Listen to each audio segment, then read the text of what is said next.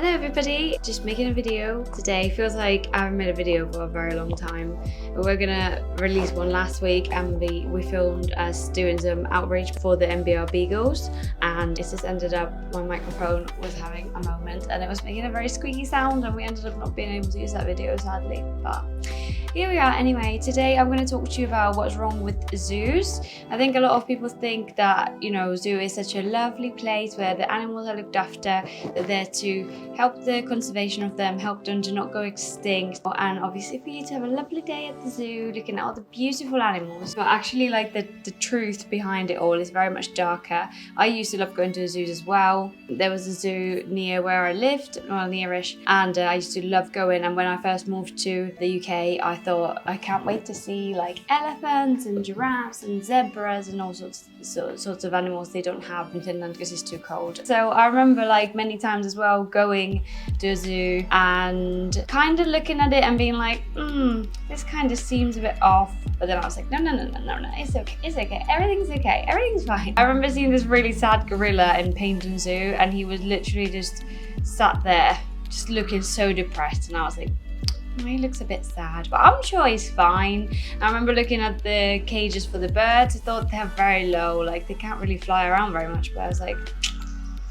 yeah, that's not very nice, but let's go and see the lions. Like, it's a funny thing, is when you've paid for it, you don't want to think you've given your money to some horrible institution, but unfortunately, that is what zoos are. So I'm just here to tell you about a couple of things what are wrong with zoos. So let's start. So firstly, no matter how nature-like they make the cage, it's still a cage. We all know how it's like when it was locked down, if you had to self-isolate even for 5 days, if you have a garden even. The people who have had to self-isolate for, say like 2 weeks, even in their gardens, just felt like, oh, I'm so trapped, like I can't do what I want, even though you've got a house, your family, you've got, a little bit of outdoor space, and you still feel like that's not right, and that's just 2 weeks. But for these animals, it's their whole life, and a cage that is got like trees and whatever is still not the same than the jungle. It's not the same as like a whole big area they can explore and climb and run and things like that. In the wild, they'd interact with other animals as well. They wouldn't just be there, say if there's giraffes, they wouldn't just be with the giraffes. Like, they're taking such a big part of their nature away, because obviously a lot of these animals are being born in captivity, but they still have all the instincts to act how they would in their natural environment, but they're not able to because these cages are just not like the real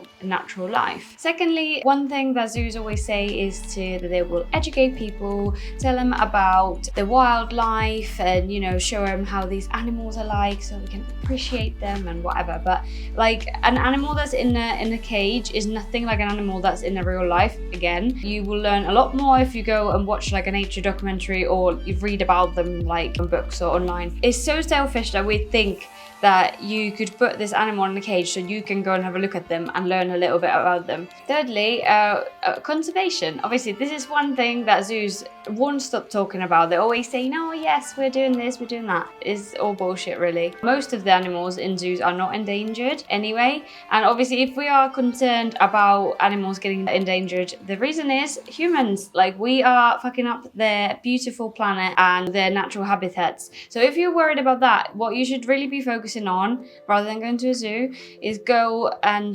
donate to a charity that does actual conservations and looks after their habitats and these animals in the wild, instead of putting them in a cage so we can go and have a look at them and have a nice day, and for the zoos to make money. Anyway, even if let's say that all the animals from the zoos would get put back in their natural environments, we can do that. But if we are ruining literally all of the natural places where they would live, what's the point? Like, what's the point of us looking after these animals and making sure that they don't go extinct if there isn't anywhere for them to go back to? And another thing is as well, these animals do not like survive very well in the wild. Like, if they've been captive for years and years and years, they've never been to real situations, their chances of actually making it in the wild isn't that high. Also, another thing is that these animals, obviously, they often die younger than what they should because they are kept in a way that isn't natural for them. They get mental illnesses,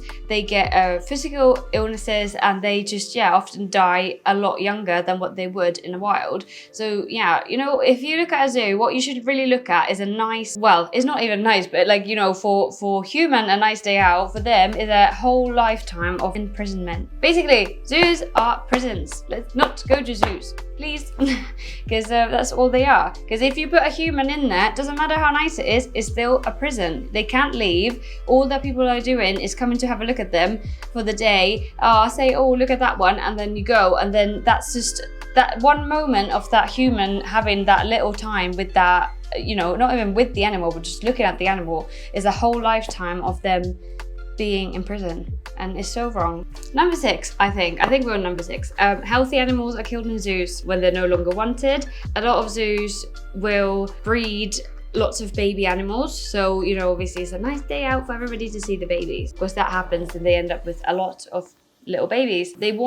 Zoos won't tell how many animals are killed a year or in any point. It's not a thing they want to talk about, really. The estimates suggest that 10,000 large mammals in European zoos, and when I say Europe, I also mean UK. It's still part of Europe. Brexit didn't mean us geographically, they didn't put us in geographically different place. So when I say Europe, that includes UK. So about 10,000 large mammals are killed a year in European zoos alone. Anyhow, I hope this was helpful. I hope watching this video has made you look at zoos a little bit differently. Hopefully never go to a zoo again. Hopefully maybe seeing what's going on in a different light. What you can do instead, if you want to support these animals, you want to make sure that they have healthy lives in the wild, you can support. There's a number of charities that do lots of really great work for conservation. I can put up a couple of links of where's good places to donate if that's something that you'd like to do. Anyway, I hope you enjoyed this video and that you never go to a zoo again. Please never go to zoos. They're prisons. Same goes to aquariums. They are water prisons. It's not a nice thing for anybody. I hope you're all doing great, and let me know what you thought in the comments, and please like and subscribe. And I have got an Instagram as well, so you can, which we really rarely update, but I'm trying to get better at that. So go follow me on Instagram and share my stuff in your stories and things like that. Thank you so much. If you're not vegan already, please be vegan. Stop being an animal abuser. Nobody likes animals being abused, especially the animals don't like being abused by you. So you can stop now or tomorrow, but preferably right now, because as long as you're not vegan, you are funding terrible industries that torture and kill animals. Anyway, have a great day.